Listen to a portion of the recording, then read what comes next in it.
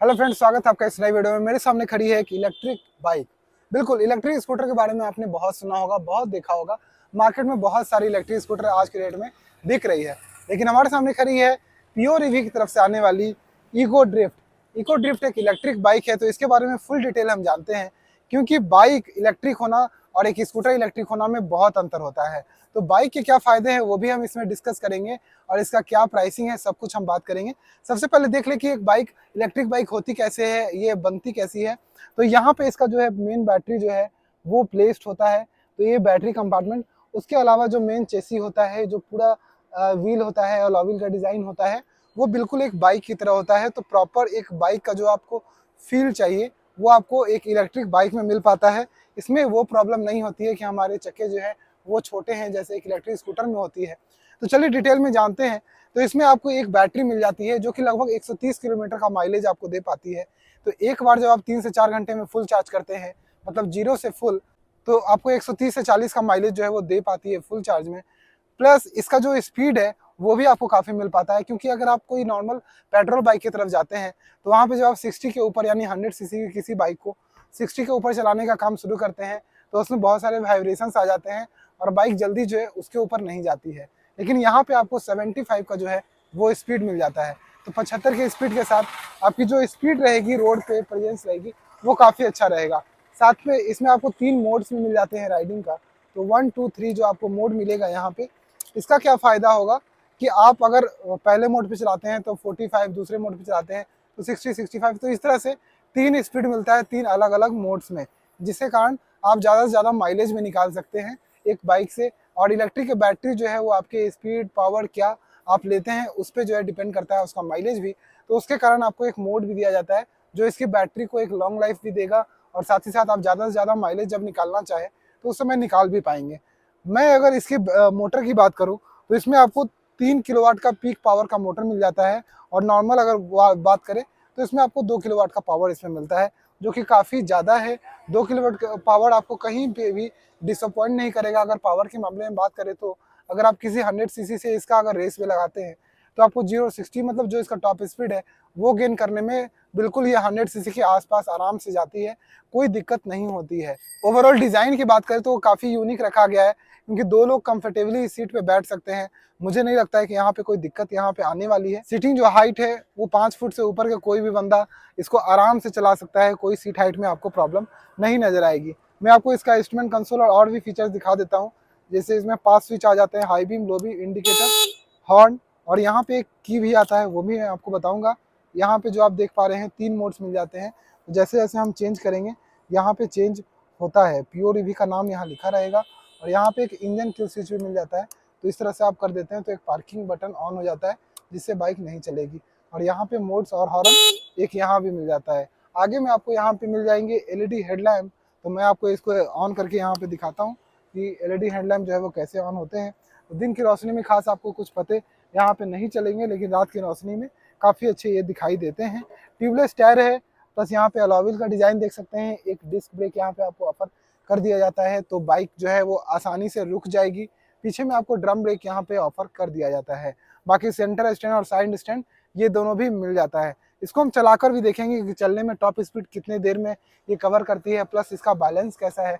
वैसे तो इसको बहुत दूर में लेके आया हूँ, काफ़ी अच्छा इसका जो है सेंटर बैलेंस बन पाता है, कोई दिक्कत नहीं हो रही है मुझे 50 से 60 की स्पीड में इसको रोड पे चलाने। लेफ्ट साइड में भी आपको सेम डिज़ाइन सेगमेंट यहाँ पे देखने को मिलेगा, जो कि side stand, centre stand, ladies footrest जैसे नॉर्मल स्प्लेंडर में आता है या पैशन प्रो में आता है उस तरह का ही आपको दिखेगा। इको ड्रिफ्ट का बैजिंग, और यहाँ पे इस तरह से, और एक टैंक जैसा डिज़ाइन बनाया गया है जिसमें चार्जिंग पोर्ट आपका यहाँ पे लगता है। तो चार्जिंग पोर्ट आप लगा के चार्ज कर सकते हैं। इस रिमोट के बारे में हम बताते हैं, लेकिन उससे पहले जो कि मेन बैटरी की बात होती है उसके बारे में बात करें तो यहाँ पे एक NMC केमिस्ट्री की बैटरी लगती है, जो कि काफ़ी बेहतर है। पहले जो लिथियम आयन आती थी उससे एक स्टेप आगे आप बोल सकते हैं कि थोड़ा सा एडवांस बैटरी आपको यहाँ पे मिल जाता है, जिसके कारण इसकी माइलेज जो है और परफॉर्मेंस काफ़ी अच्छी आपको मिल पाती है। अब इस चाबी की अगर हम बात करें तो इसमें 3 बटन आपको दिखेंगे। तो एक बटन को अगर हम दबाते हैं तो ये एक पार्किंग फाइंड लोकेशन आपको दिखाता है। अगर इसे हम लॉक कर देते हैं तो यहाँ पे अनलॉक करेंगे, एक और लॉक कर देंगे। लॉक करेंगे तो एक तो हमारा पीछे का पहिया जो है वो लॉक हो जाता है, इस तरह से लॉक हो जाता है। प्लस इसको अगर हम टच भी करते हैं तो भी जो है आवाज़ करती है, खासकर पीछे का पहिया, इसको फिर दबाने पे ये बंद होगा, अदरवाइज ये बंद नहीं होता है। तो ये जो पीछे का पहिया भी लॉक हो जाता है, जिससे चोरी का जो है वो काफ़ी खतरा कम हो जाता है। चोरी नहीं होगी तो भी आपकी बाइक जो है वो सेफ रहती है। तो चलिए इसको चलाकर देखते हैं चलाने में कैसी है। इलेक्ट्रिक बाइक चलाने का अलग ही मज़ा है अगर आप एक इलेक्ट्रिक स्कूटर के कंपेयर करें तो। और इलेक्ट्रिक बाइक में एक और चीज़ आपको मिलेगा, महसूस होगा कि आपके पैरों पे बिल्कुल भी वाइब्रेशन जो है वो महसूस नहीं होते, जो मैं नॉर्मल इंजन बाइक्स में महसूस होते रहते हैं कि कितना वाइब्रेशन है भाई, कितना वाइब्रेशन है। तो यहाँ पे वो चीज़ महसूस नहीं होता है। प्लस यहीं पे आपका मोड मिल जाता है, तो आप जैसा स्पीड में चलना चाह रहे हैं देखिए आराम से जो है वो चेंज कर लेती है मोड, उसी के अनुसार जो है आपका स्पीड जो है और रेंज जो है वो तुरंत जो है एडजस्ट हो जाता है, पिकअप तुरंत एडजस्ट हो जाता है। इसका हम हर एक मोड में जो है वो टॉप स्पीड चेक करेंगे कि कितने स्पीड में जाती है। अगर आप नॉर्मल हाईवे पे जाइएगा तो फुल टॉप स्पीड जो है वो 75 पे जाती है, लेकिन हम एक एक करके यहाँ पे लोकल सड़कों पे चेक करेंगे कि लगभग हम लोकल सड़कों पे इसको कितने स्पीड में आसानी से चला सकते हैं। तो 1 नंबर स्पीड पे है और 1 नंबर पे हम इसको चलाना शुरू करते हैं कि कितने स्पीड में जा रही है। तो हल्की से चढ़ाई भी थी, आपने देखा यहाँ पे। तो ये कितना स्पीड, लगभग 45 के आसपास पहले गियर में जा रही है। दूसरे गियर में हम चेक करें तो लगभग 60 की स्पीड तक जाती है, जैसा कि मैंने चेक किया है बिल्कुल। थर्ड गियर की अगर बात करें तो थर्ड गियर अभी तक लगा नहीं है, अब लगा। एक्चुअली थोड़ा सा एक्सीलेटर छोड़ के लगाना होता है। तो थर्ड गियर और काफ़ी हल्की हैंडलिंग है, हैंडलिंग में कोई दिक्कत महसूस नहीं होगी आपको लगेगा कि हाँ जो आप चीज़ चला रहे हैं उसके हैंडलिंग के हिसाब से उसको सही डिज़ाइन यहाँ पे किया गया है। थोड़ा सा मुझे ब्रेक लगाना पड़ा क्योंकि सामने कुछ मवेशी थे, आपने देखा। तो मैं यहाँ पे जो मैं देख पा रहा हूँ लगभग 70-72 के आसपास का जो है स्पीड जो है वो यहाँ पे वो निकाल पा रही है आसानी से। तो आप 50-60 की स्पीड में इसको नॉर्मली जो है चला सकते हैं। अगर आप मोड 1 पे चलाते हैं तो आपको मैक्सिमम माइलेज के लिए जो है वो बेहतर रहेगी। अब हम डायरेक्ट 3 मोड से ही इसको चलाते हैं, तो पिकअप कैसी है वो हम देखने का कोशिश करेंगे। तो कोई दिक्कत नहीं होती है। एक बार मैं कुछ सॉकर के हिसाब से जो है देखता हूँ कि सॉकर कैसी है, इसकी अच्छी काम कर रही है नहीं। तो उसके लिए हम थोड़ा सा इसको जो है ऑफ रोड में लेके चलते हैं या फिर हल्का सा इन रोड्स पे है उस पर चला कर देखते हैं।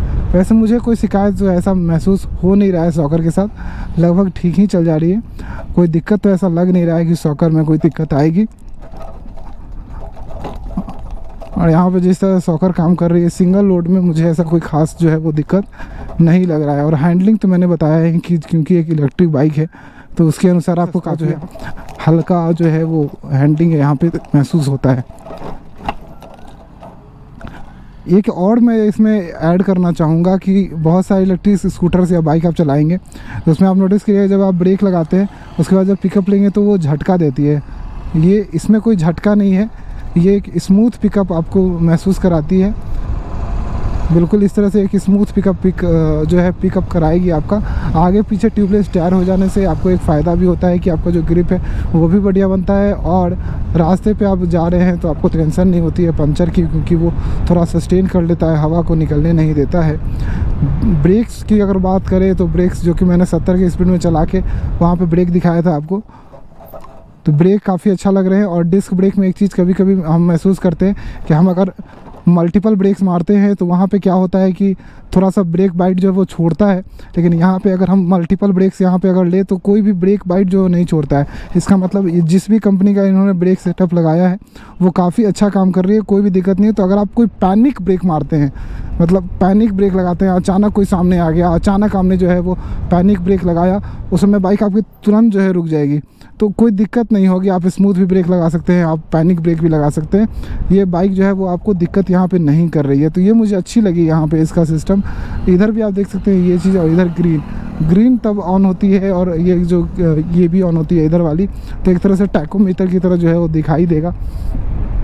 बाकी इसमें एक और मैं आपको बात बोलना चाहूँगा कि अगर आप एक इलेक्ट्रिक स्कूटर लेना चाह रहे हैं उसके मुकाबले एक इलेक्ट्रिक बाइक बहुत ज़्यादा कंफर्टेबल होती है, क्योंकि छोटा पहिया आपने सुना होगा, scooter is never safe thing, क्योंकि उसका पहिया जो आगे वाला जो है फिसलने का बहुत ज़्यादा खतरा होता है और बहुत ज़्यादा गिरता है। लेकिन एक बाइक अगर आप बात करें तो उसमें फिसलने वाला प्रॉब्लम, अभी जितना पावर मैंने ब्रेक इसमें लिया, अगर मैंने किसी स्कूटर में लिया होता तो डेफिनेटली मैं खुद ज़्यादा डरता कि कहीं वो फिसल ना जाए।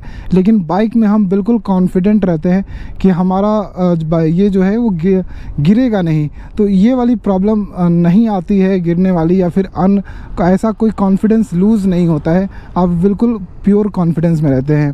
इसका बैटरी जो है वो 3 किलोवाट आवर के आसपास का मिल जाता है, तो मुझे लगता है कि माइलेज 130 कंपनी बोल रही है, लेकिन अगर आप इसको इको मोड यानी कि 1 नंबर में चलाते हैं तो आपको और ज़्यादा बेहतर माइलेज ये दे सकती है। आपके चलाने पे और फुल चार्ज करने पे डिपेंड करता है।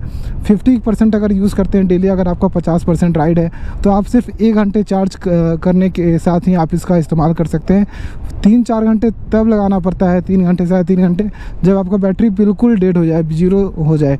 लेकिन अगर आपका 50% ही बैटरी कम हुआ है तो आप थोड़े से बैटरी चार्ज पे भी इसको आसानी से जो है लगा सकते हैं। चलिए इसकी हम प्राइस की बात कर ले, और प्राइस के साथ एक और बात हम इसके बारे में आपको बताने वाले हैं कि अगर आप 1,15,000 रुपये इसकी एक शोरूम प्राइस आती है, लगभग 1,30,000-35,000 ऑन रोड प्राइस इसकी आएगी।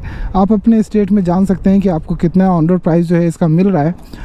तो अगर आप इसको 2 साल से 3 साल, क्योंकि 3 साल की इसमें बैटरी का वारंटी आपको मिल जाती है प्योर ईवी की तरफ से, तो 3 साल भी अगर आप चला लेते हैं और लगभग 30 से 40 हज़ार किलोमीटर चला लेते हैं तो आप लगभग 1 लाख रुपए तो आपने ऐसे ही वसूल लिए इस गाड़ी से।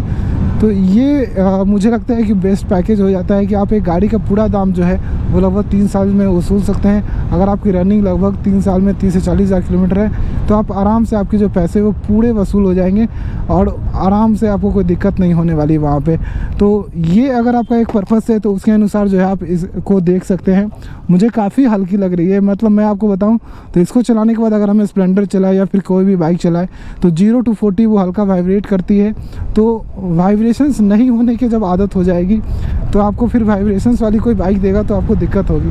तो वो वाली बात मुझे लग रही है कि इसको चलाने के बाद होने वाली है। तो आपको एक स्मूथ बाइक चाहिए। आप वाइब्रेशन से परेशान है, मोबिल के खर्चे से परेशान है कि लगातार मोबिल का खर्चा आता है, गाड़ी में बहुत सारे सर्विस एंड मेंटेनेंस का जो इंजन वाला खर्चा आता है उससे जो है वो निश्चिंत होना चाहते हैं, क्योंकि 10,000 किलोमीटर तक तो इसकी कंपनी जो है वो लगभग 5 सर्विस जो है फ्री देती है, जिसमें कोई चेंज भी नहीं होता है, बस नॉर्मल ग्रीसिंग ये सभी चीज़ें होती है और माइलेज चेक्स होते हैं, सारे इलेक्ट्रॉनिक्स आपके ठीक से काम कर रहे हैं कि नहीं।